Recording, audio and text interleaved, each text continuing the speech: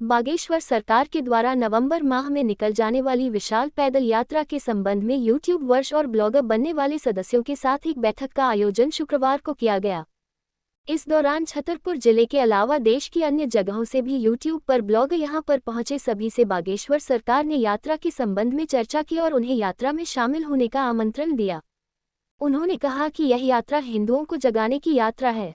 इस यात्रा का उद्देश्य जात पात को मिटाना है। वर्तमान समय में अंतर्राष्ट्रीय स्तर पर बांग्लादेश की स्थिति जो देखी उसे मन खिन्न हुआ।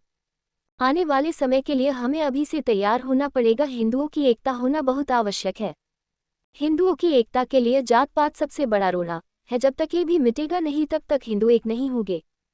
इसलिए हमें गुरु प्रेरणा लगी और हमने प्रण लिया कि पूरे भारत में ये सबसे बड़ी क्रांति होगी। 21 नवंबर से 30 नवंबर तक 160 किलोमीटर की पैदल यात्रा होगी। हमारे धाम पर आकर के बड़े बड़े और साधारण सभी लोग आकर के मिल जाते हैं, लेकिन गांव-गांव के लोग हम तक पहुंच नहीं पाते। आर्थिक और सामाजिक कारणों अथवा किसी अन्य कारणों से धाम नहीं पहुंच पाते हैं। हमने प्रण लिया कि हम उन लोगों के गांव जा करके उन्हें गले लगाएंगे।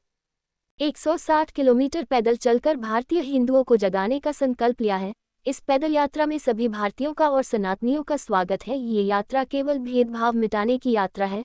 जात पात के भेदभाव को हमें मिटाना है। हमें भारत भव्य बनाना है। हमें भारत दिव्य बनाना है।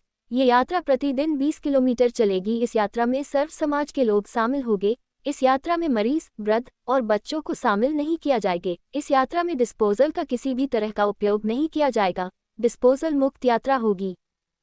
अंतर्राष्ट्रीय स्तर पर जो बांग्लादेश की स्थिति देखी उससे मन बड़ा खिन्न हुआ। उसके पूर्व ही हम संकल्प ले चुके थे। आने वाले समय के लिए हम लोगों को अभी से तैयार होना पड़ेगा। इसलिए हिंदुओं की एकता होना बहुत आवश्यक है। हिंदुओं की एकता के लिए जात पात सबसे बड़ी दीवार है। जब तक ये नहीं मिटेगी तब तक हिंदू एकता नहीं होगी।